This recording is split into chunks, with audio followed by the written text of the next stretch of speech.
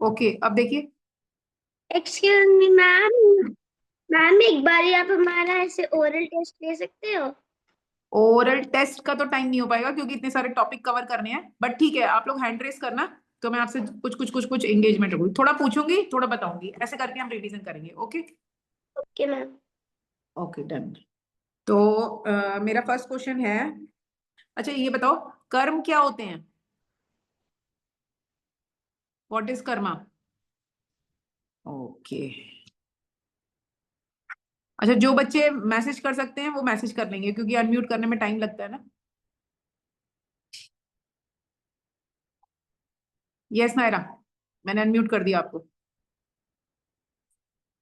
तनीषा, अभी आप सब बच्चों को अनम्यूट कर देंगे क्या? बच्चे कम ही हैं तो इजीली शायद हैंडल हो जाएगा। जिसका लगेगा हमें नॉइस आ रहा है हम उसका फिर म्यूट कर देंगे। अगर आप लोग क्वाइटली बैठेंगे ना तो फिर हम अनम्यूट कर देते हैं तो इजीली आंसर दे पाएंगे। मैं नाम लूंगी तभी आंसर देना है। हरे कृष्णा। यस माता जी, सबको ऑप्शन सेंड कर दिए। अच्छा, कर दिया आपने। ओके, सबको ऑप्शन चले गए, सब लोग अनम्यूट कर लेंगे। लेकिन अपने आसपास बिल्कुल क्वाइट, मेरे पास खटर पटर हो रही है लेकिन आप लोग शांति रखेंगे, ठीक है? और आंसर वही देगा जिसका मैं नाम लूंगी। यस नायरा, हाँ आप बताओ, कर्मा क्या होता है? What is Karma? मैम कर्म होते हैं जो चीजें हम करते हैं मैम। एक होते हैं अच्छे कर्म, एक होते हैं बुरे कर्म। वो एक हम आगे लेंगे, अभी हम बस बात पूछ रहे हैं कर्म क्या होता है। कर्म is any action is Karma, ठीक है? अब ये कौन डिसाइड करता है, वंश एंड हर्षिता, कि अच्छे कर्म क्या है और बुरे कर्म क्या है?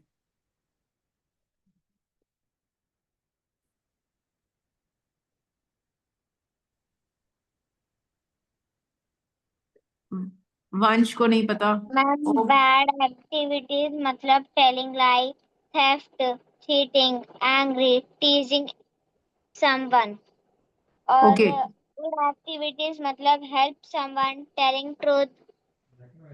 और नहीं ये तो होता है, आपको ये सही आप बता रहे हो, बट ये डिसाइड किसने करा कि टेलिंग लाई, चीटिंग करना, चोरी करना, ये सब गलत है, और सच बोलना, कंपैशनेट होना या काइंडनेस रखना, ये अच्छी चीजें होती है। ये डिसाइड किसने करा है? कौन डिसाइड कर रहा है? मैं कर रही हूँ, आप कर रहे हो, पेरेंट्स कर रहे हैं आपके, मेरे पेरेंट्स कर रहे थे, कौन कर रहा था ये डिसाइड?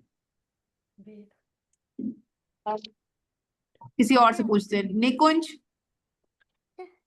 अच्छा शिवांश, शिवांश का अनम्यूट है। शिवांश, कौन डिसाइड करता है बेटा? Ma'am Vedas. Vedas, very good. तो वेदास जो होते हैं वो डिसाइड करते हैं कर्मा, कोई भी एक्शन जो भी हम कर रहे हैं it is known as karma, कोई भी एक्शन। और गुड कर्म या बैड कर्म कौन डिसाइड करता है? ये वेदास डिसाइड करता है, ये हम नहीं डिसाइड करते। हो सकता है कोई पर्सन के लिए चोरी, अब जो चोर है वो तो चोरी करके ही पेट भर रहा है। तो एक मिनट बेटा, तेरे डोर बंद कर दे। तो चोरी करना किसी के लिए हो सकता है कि वो कह रहे हैं तो गलत काम नहीं है, वो तो उस आदमी के पास बहुत सारे पैसे थे, मैंने थोड़े से पैसे ले लिए तो क्या गलत हो गया?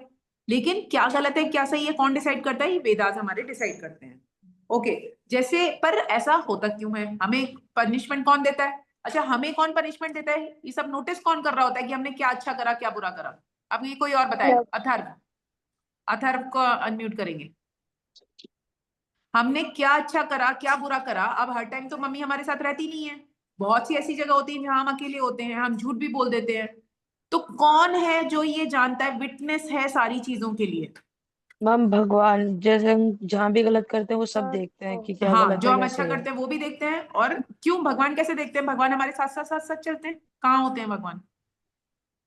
मैम हमारे मन में, हमारे सोल में। हमारी सोल जो है वो भगवान का पार्ट है, तो भगवान हमारी सोल में होते हैं। और भगवान हर चीज रिकॉर्ड हो रही है, चाहे कोई और देखे या ना देखे, लेकिन भगवान सब कुछ रिकॉर्ड कर रहे हैं। अब नेक्स्ट क्वेश्चन आता है कि भगवान ने ये सिस्टम बनाया ही क्यों? क्या ये सिस्टम गलत है या सही है? शिवांश, क्या लगता है आपको, ये सिस्टम गलत है या सही है? ऐसा होना सही चाहिए? है। सही है। Yes ma'am. ओके, क्यों सही क्यों है? क्योंकि हमको झूठ कभी नहीं कहना चाहिए हाँ, वेरी गुड। और लेकिन हमको किसी ने सच जरूरी चाहिए सच कहना जरूर बोलना चाहिए। चाहिए, बट अगर किसी ने गलती से झूठ बोल दिया, अब तो उससे गड़बड़ हो गई है, अब तो उसको पनिशमेंट मिलेगी। तो भगवान ने ऐसा सिस्टम क्यों बनाया? नायरा, नायरा को अनम्यूट करती हूँ मैं, एक मिनट।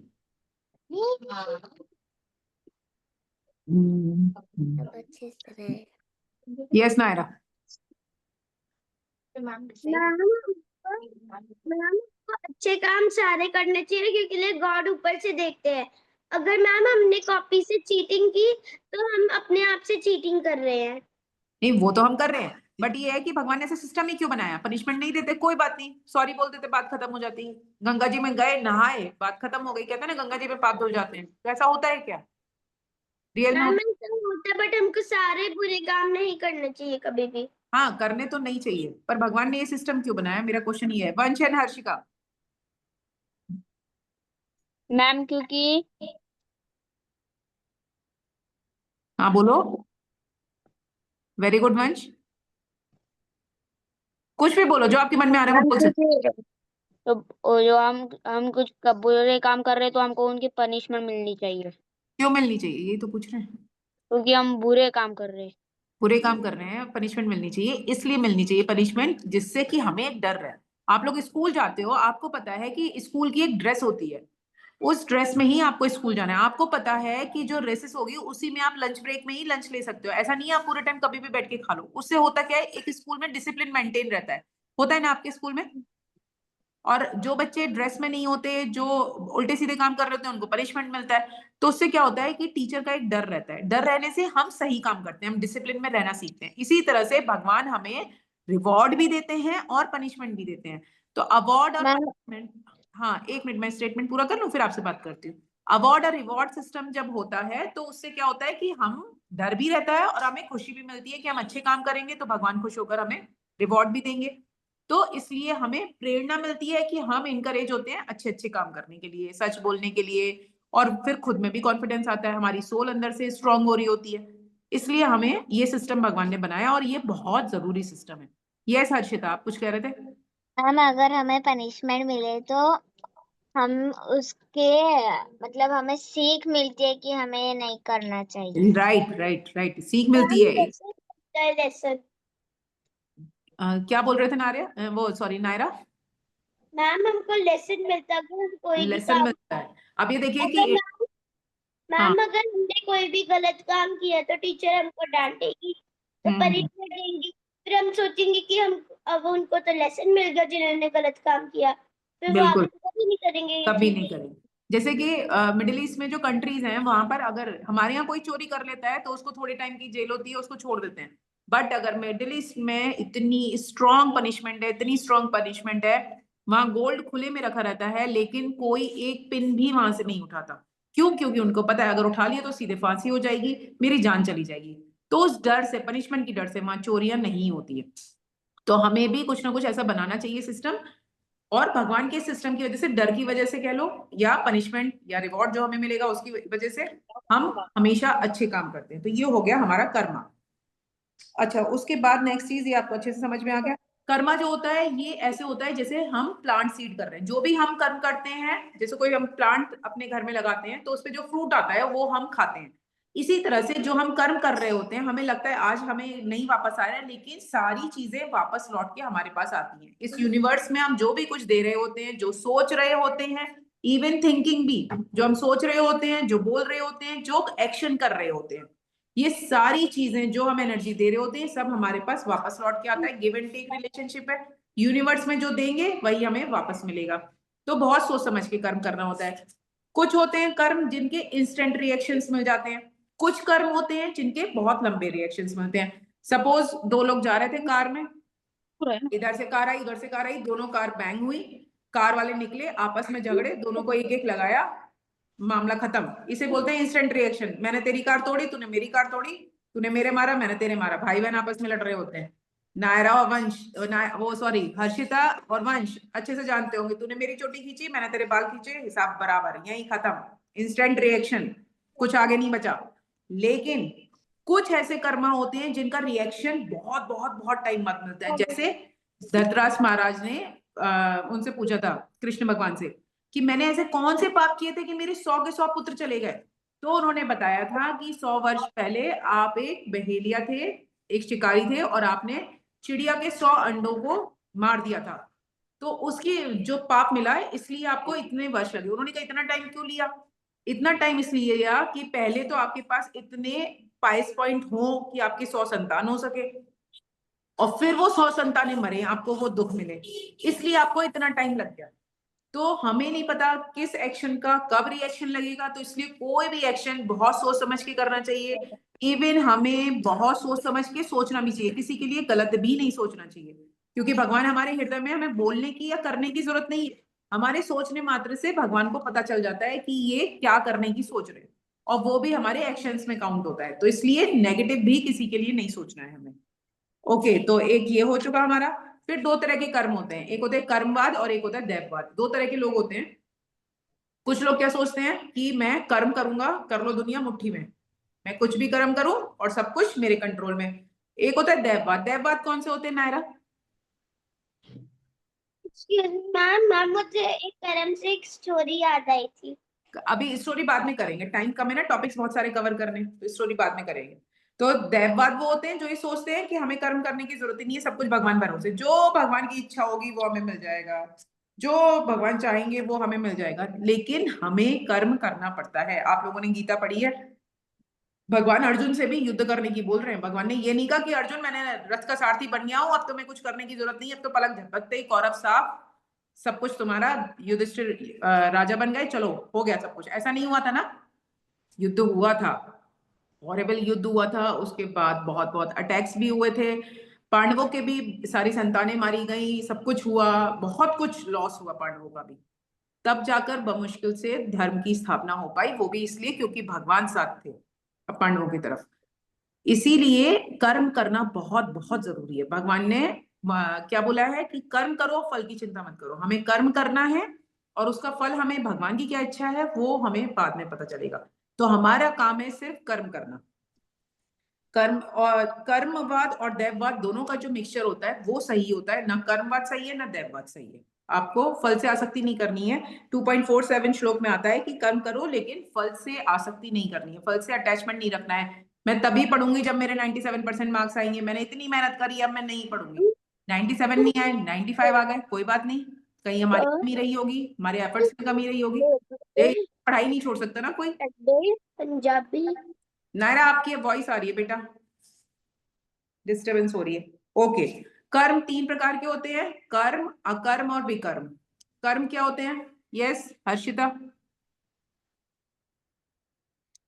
हम कर मतलब जो हम एक्टिविटीज परफॉर्म करते हैं। वो कर्म हो गए हमारे अकॉर्डिंग टू वेदास, जो वेदों में बताया गया है वो ड्यूटीज हम पूरी कर रहे हैं, तो वो हो गया कर्म। विकर्म क्या होते हैं? विकर्म मैम बैड भगवान, एक्टिविटीज। हाँ वंश बताएंगे क्या हुआ। वंश, विकर्म क्या होते हैं? मैम बैड एक्टिविटीज जो हम बुरे बैड काम करते हैं। एक्टिविटीज। जो आपको फ्रीडम मिली है उसका मिसयूज कर रहे हैं। आपको फ्रीडम टू स्पीक मिली है, अब आप उसमें से झूठ बोलना शुरू कर दें। आपके पेरेंट्स ने आपको कह दिया कि ठीक है अलमारी में से जाकर मेरा ये पर्स रखा हुआ है, इसमें से पैसे निकाल के किसी को दे दो, तो आप उसमें से जो पैसे रिक्वायर्ड हैं सब्जी वाले के या किसी भैया के, वो तो निकाल ही रहे हो, साथ में आपने और पैसे निकाल दिए, यानी आपने चोरी करी, आपने अपनी फ्रीडम का मिसयूज करा। तो जब भी हम अपनी फ्रीडम का मिसयूज करते हैं वो हमारा विकर्म हो जाता है। जो भगवान ने हमें एनर्जी दी है, जो हमें शरीर दिया है, उसका जो हमें बुद्धि दी है, उसका सही इस्तेमाल ना करके अगर हम नेगेटिव इस्तेमाल कर लेते हैं तो वो विकर्म होते हैं और उसका फल बहुत बुरा हमें भोगना होता है। थर्ड होता है अकर्म। अकर्म कौन बताएगा? निकुंज बताएंगे मुझे। यस निकुंज, एक मिनट में आपको अनम्यूट करती हूँ। निकुंज,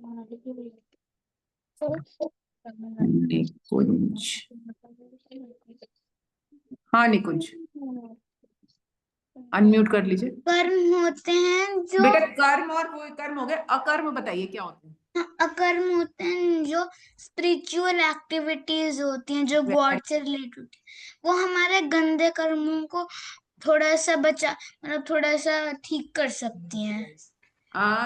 स्पिरिचुअल एक्टिविटीज होती हैं यहाँ तक ठीक है, बट न्यूट्रलाइज नहीं होते। देखिए ऐसा नहीं है प्लस माइनस माइनस हो जाएगा, ये नहीं होगा। दो बॉक्सेस हैं भगवान के यहाँ, एक हमारे अच्छे कर्मों का, एक बुरे कर्मों का, और एक स्पिरिचुअल एक्टिविटीज। अच्छे कर्मों में जाएंगे, काउंटर वो वाला चलेगा, बुरे कर्मों में बुरे कर्मों वाला चलेगा। ऐसा नहीं है कि हम पाप कर देंगे, किसी का मर्डर करेंगे, गंगा जी में जाएंगे, डुबकी लगाएंगे और बाहर आ जाएंगे, भाई मर्डर के पाप से मुक्ति, क्या पुलिस नहीं पकड़ेगी आपको? बताओ, किसी ने अगर ऐसा कर दिया तो पुलिस पकड़ेगी? उसको नहीं पकड़ेगी। किसी का मर्डर कर दिया, उसकी जान चली गई बेचारे की, और गंगा जी में जाकर नहा लिए, तो पुलिस छोड़ देगी? कौन बताएगा मुझे? निकुंज से ही पूछते, निकुंज कहीं बिजी है शायद। यस निकुंज।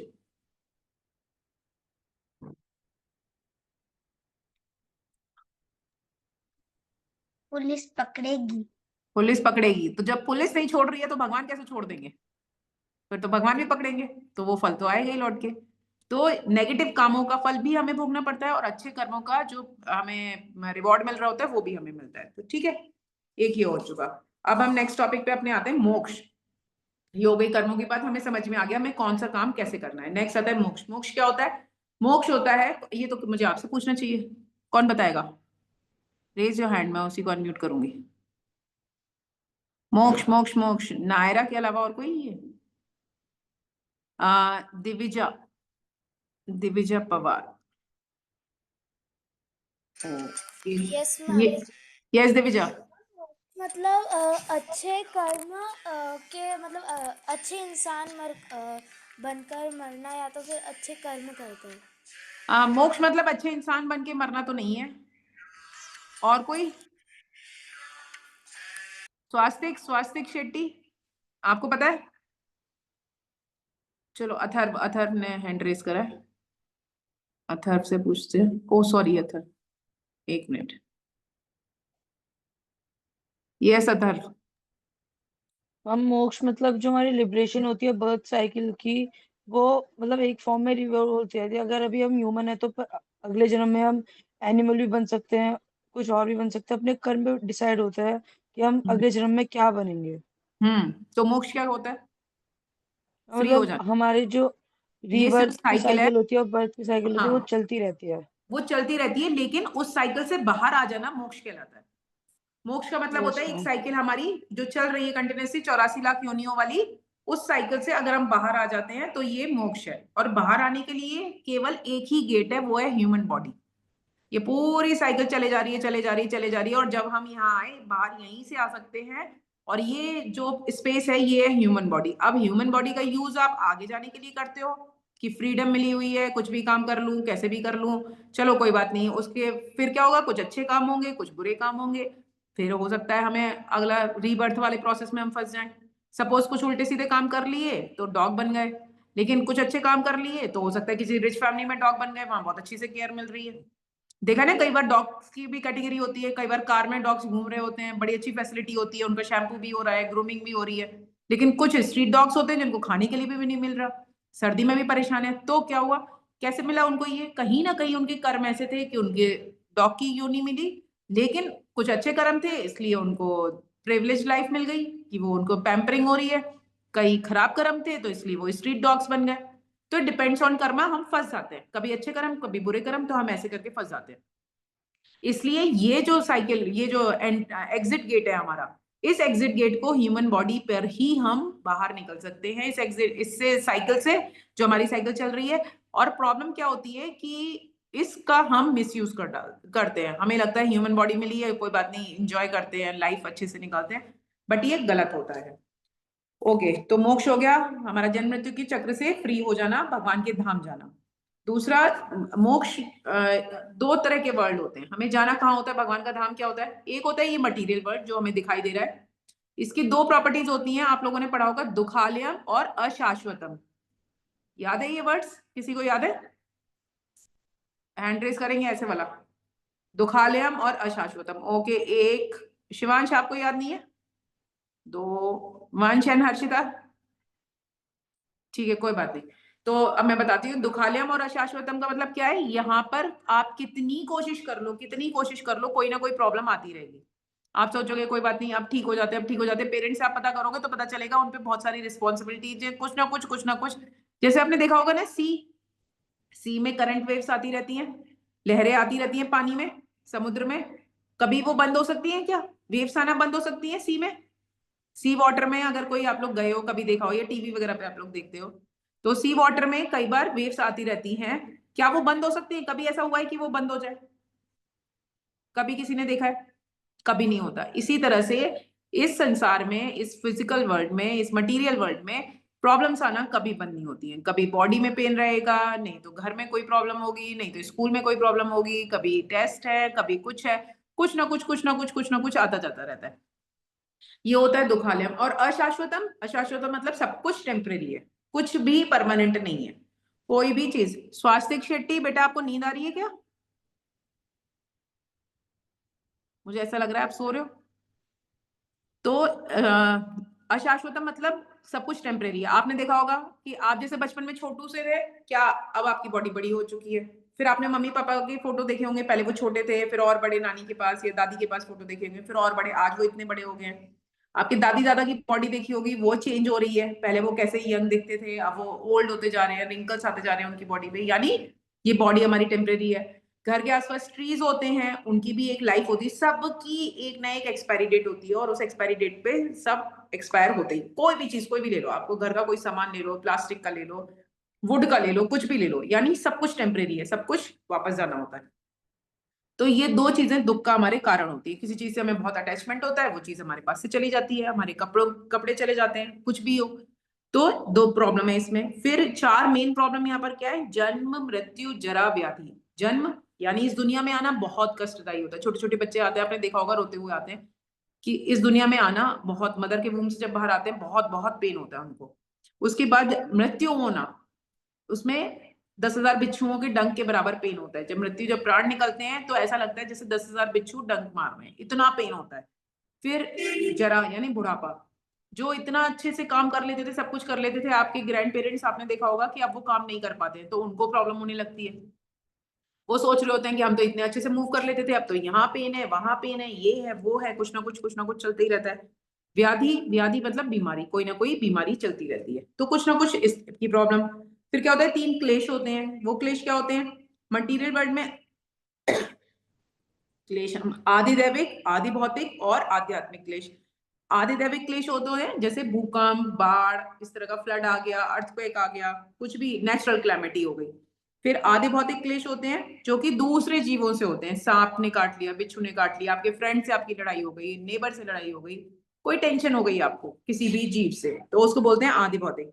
आध्यात्मिक क्लेश क्या होते हैं? आध्यात्मिक क्लेश होते हैं आदि भौतिक, हाँ, आदि भौतिक क्लेश जो होते हैं, जो सॉरी आध्यात्मिक क्लेश हो गए आपके, हाँ ठीक है, शरीर और मन से। जो हम आध्यात्मिक क्लेश होते हैं शरीर और मन से बीमार होना, कोई अपने शरीर से परेशान है, किसी को एंजाइटी हो रही है, बहुत थका हुआ महसूस कर रहा है, तो वो आध्यात्मिक क्लेश हो जाते हैं।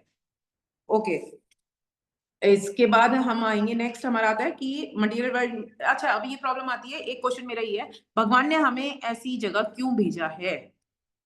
हम ऐसे प्रॉब्लमेटिक वर्ल्ड में भेजा ही क्यों है? आध्यात्मिक जगत में हम रह रहे थे, इतने अच्छे से रह रहे थे। मुझे कौन आंसर देगा इसका?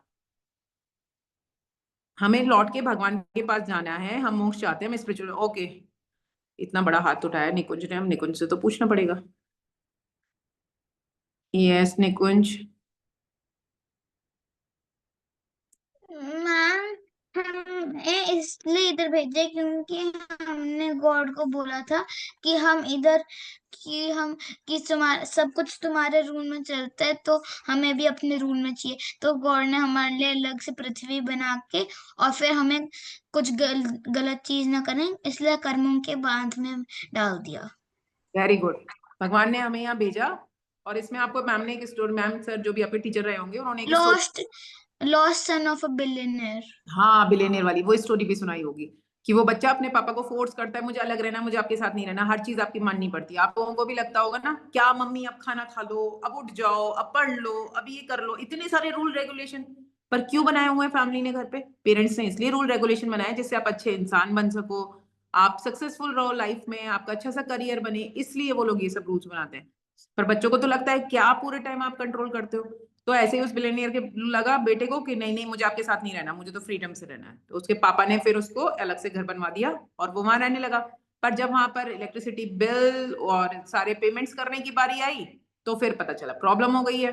फिर उसको लगा मुझे घर वापस जाना है, लेकिन घर वापस कैसे जा पाएंगे? ऐसे थोड़ी आ जाएंगे, तो उसके लिए आपको अच्छे कर्म करने पड़ेंगे। यस नायरा, 1 मिनट में करती हूँ। मुझे लग नहीं रहा आज मुश्किल होगा हमें कंप्लीट कर पाना अपना।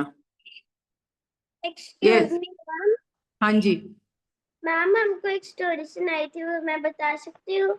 हाँ बताना, जल्दी जल्दी बताना। मैम एक होता है श्याम और एक होता है राम। वो दोनों अपनी ना क्रॉप्स उगाते हैं। तो ना जो श्याम होते हैं वो बहुत लेजी होता है और राम बहुत एक्टिव होता है। तो राम अपनी ना जो क्रॉप्स होते हैं ना वो जल्दी उगाते हैं, और जो श्याम होता है वो अपनी कहते हैं कि मैं बाद में उगा लूंगा, बहुत टाइम है अभी। तो जब उन्होंने मैम जो टैंकी नहीं होती उसमें डालते हैं, तो ना फिर ना श्याम की बहुत गंदी होती है और राम की अच्छी होती है। तो मैम आपने बताया नहीं था, अगर हम अच्छे कर्म करेंगे तो अच्छा होगा, बुरी करेंगे तो बुरा फल मिलेगा। तो शाम को बुरा मिला और शाम को बुरा मिला, राम को अच्छा मिला। तो मैम फिर ऑपोजिट हो गया कि जो राम था वो लेजी हो गया और जो शाम था वो एक्टिव हो गया। और उसके बाद जब क्रॉप हुई तो राम की खराब हो गई, अब की बार जिसने जैसे कर्म करे थे वैसी हो गई। लेकिन जब उन्होंने उस ट्रंक पे डाली तो भी जब वो खाना खा रहे थे तो राम के घर में अच्छी वाली आ रही थी और श्याम के घर में बुरी वाली।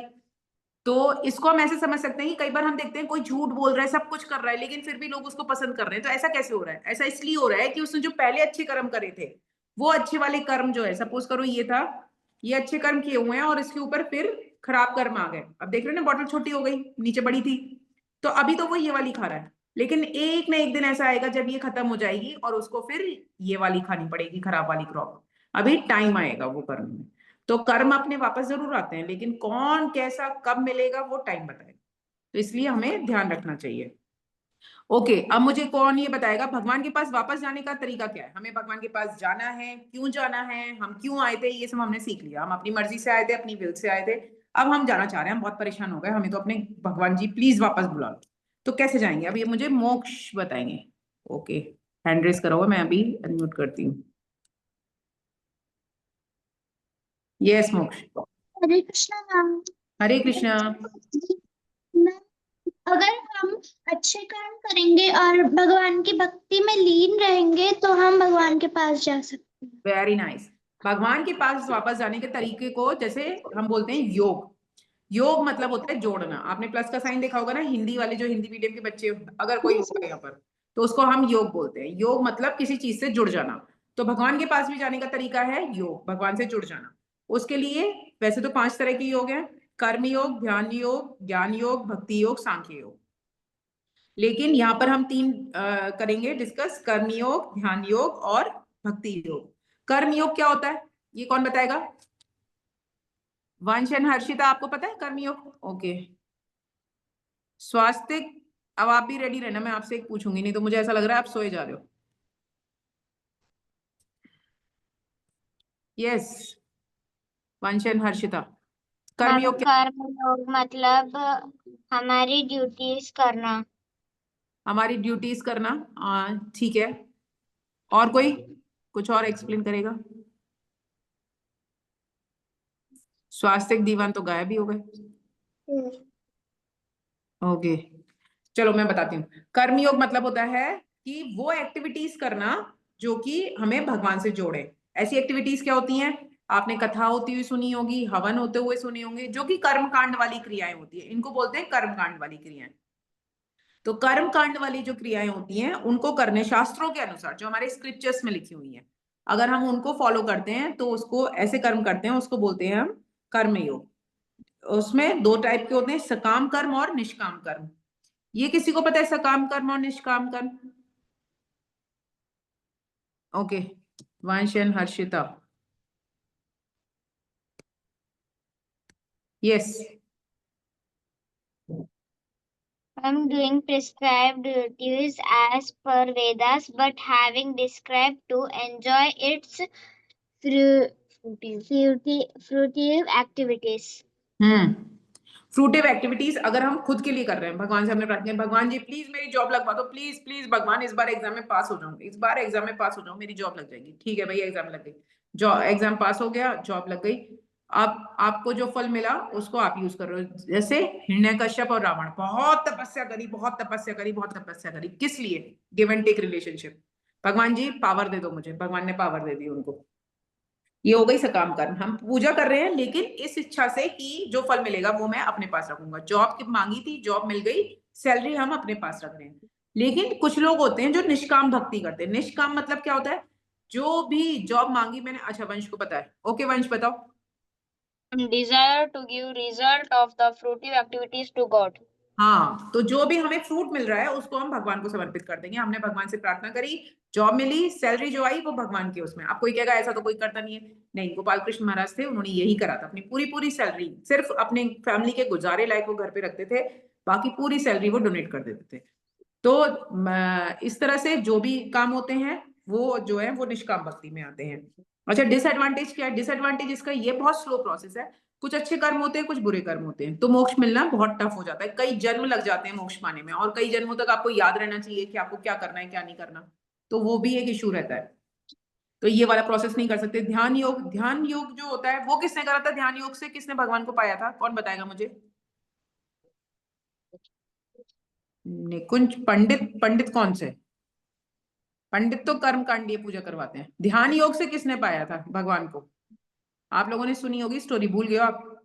टेम्पल में जो पंडित होते हैं, हाँ, बट ध्यान योग नहीं करते। ध्यान योग वाला कौन था? स्टोरी सुनी है आपने? हर्षिता, यस हर्षिता। मैम अष्टांग अष्टांग योग वाला, हाँ वो ठीक है। एग्जाम्पल पूछ रही हूँ मैं, किसने करा था ऐसा? फॉलो किसने करा है? याद नहीं है, ओके।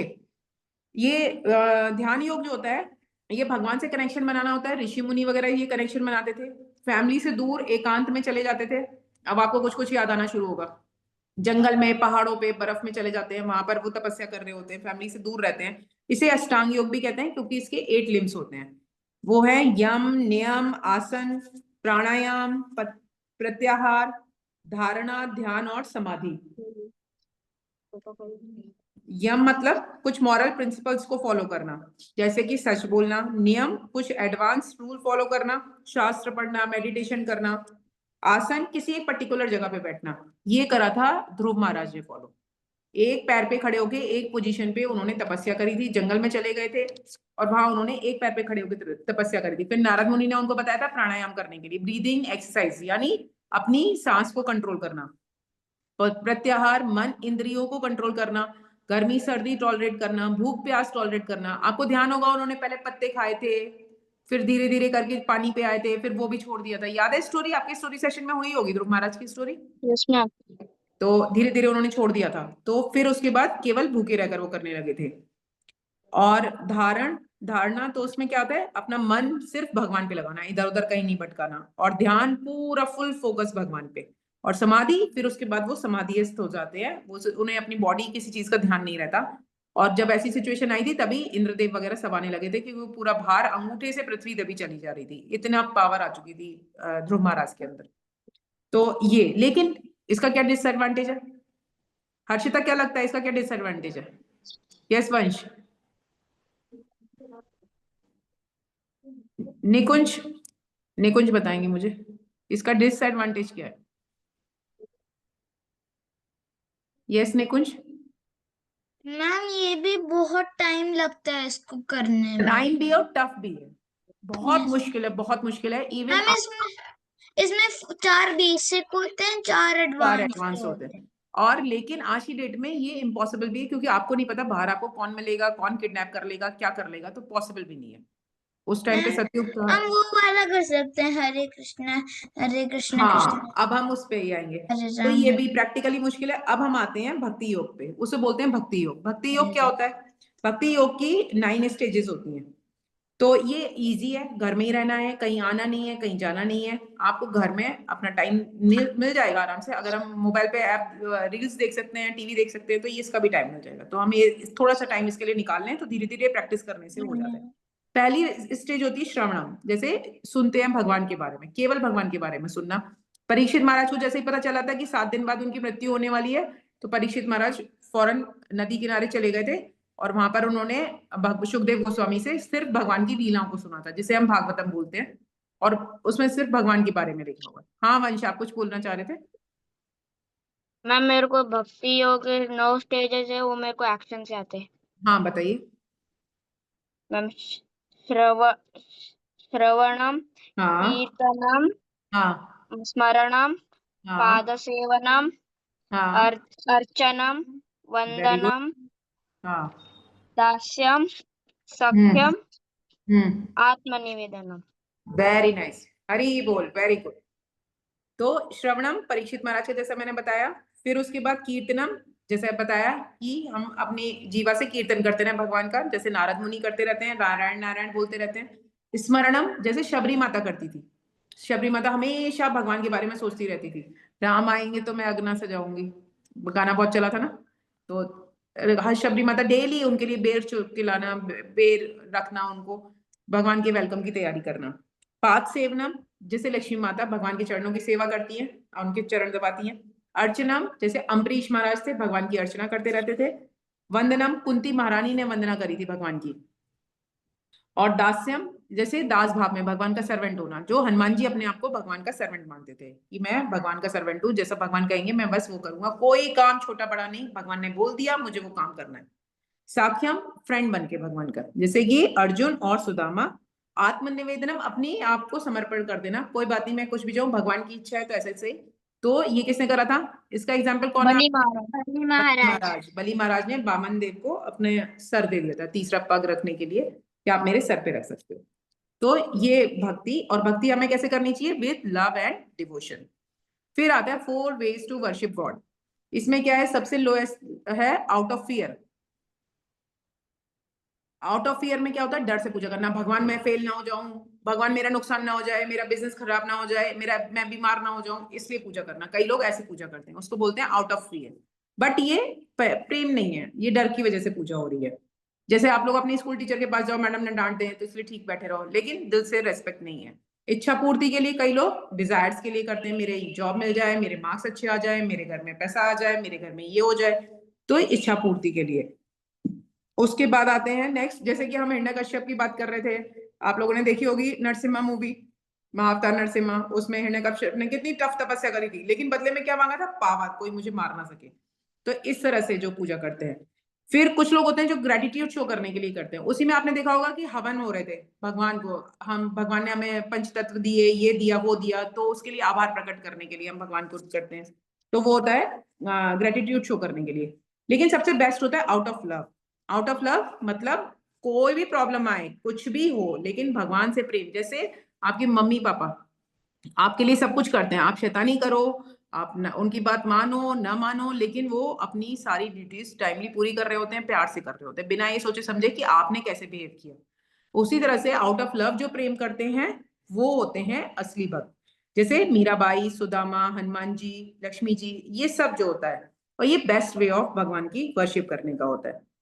अच्छा, इसके बाद 5 ways से भगवान से रिलेशन बनाने के, तो वो कौन कौन से थे? शांत रस, स्पिरिचुअल वर्ल्ड में जैसे पेड़, नदी, प्लांट, शांति से भगवान की सेवा में, पेड़ अपना फ्रूट्स देते रहते हैं, नदियां मीठा जल देती रहती हैं, शांति से खड़ी रहती हैं, वो कुछ डिमांड नहीं करते। तो एक रिलेशन ये हो सकता है। दास्य रस, जैसे भगवान का सर्वेंट बनना, कोई स्वीकार कर ले, आप घर में पूजा करो और सोचो मैं भगवान का सर्वेंट हूँ, तो भगवान का आपका ऑल्टर क्लीन कर रहे हैं आप, उसके बाद भगवान के वस्त्र चेंज कर रहे हैं, कुछ भी कर रहे हैं, ये सोचते हुए कि मैं भगवान का सर्वेंट हूँ, मेरा काम है भगवान के लिए ये सब करना, बदले में हमें कुछ नहीं डिमांड करना है। फिर साख्य रस, भगवान के फ्रेंड बन के, जैसे भगवान के गोप थे, अष्टगोप थे, वो भगवान के फ्रेंड थे, तो जैसे वो भगवान के साथ खेलते थे, भगवान को खिलाते थे, सब लोग जाते थे तो सब अपने घर से जो जो लाते थे भगवान को खिलाते थे। तो ऐसे ही आप भी अपने घर में जो भी बने वो आप भगवान को ऑफर कर सकते हैं कि भगवान जी आज मेरे घर में बनाया, आप ये खाइए, मम्मी ने ये बनाया, आप ये खाइए, तो उसको बोलते हैं हम सांख्य रस। फिर वात्सल्य रस, जैसे कि यशोदा माता करती थी, कौशल्या माता करती थी भगवान से प्रेम, तो जो घर में लेडीज होती हैं, मोस्टली बड़ी लेडीज होती हैं, वो वात्सल्य रस से अपने पुत्र समान मान के भगवान को उनकी सेवा करती हैं कि सर्दी ना लग जाए, गर्मी ना लग जाए, सर्दियों में गर्म पानी से नहलाना है, गर्मियों में ठंडे पानी से नहलाना है, कपड़े कैसे पहने जाएंगे, तो जैसे एक बच्चे की केयर करते हैं ऐसे केयर करते हैं, वो बोलते हैं वात्सल्य रस। और लास्ट होता है माधुर्य रस। माधुर्य रस जैसे सत्यभामा, राधा जी, सीता जी, रुक्मणी जी, ये लोग भगवान की केयर करते थे, हर तरह से भगवान को प्रसन्न रखने का काम करते थे, तो ये होता है माधुर्य रस। तो इन 5 रसों से हम भगवान की सेवा कर सकते हैं। तो ये था आज का हमारा सेशन, और आई होप आप लोगों का वैसे तैयारी तो अच्छी है, काफी कुछ आपको पता है, थोड़ा बहुत जो रह रहा है वो आप रिवाइज कर सकते हो। ठीक है, एनी डाउट आज के लिए? वैसे तो सब कुछ आता ही है आप लोगों को। Very good. निकुंज तो इतने खुश हो रहे हैं, निकुंज को तो सब कुछ आता है। निकुंज, वंश, हर्षिता सभी देखिए, देर मोक्षा सभी खुश। चलिए ठीक है, फिर मिलेंगे। ओके, हरे कृष्णा। हरे कृष्णा। हरे कृष्ण मैम। हरे कृष्ण हरे कृष्ण मैम। हरे कृष्ण।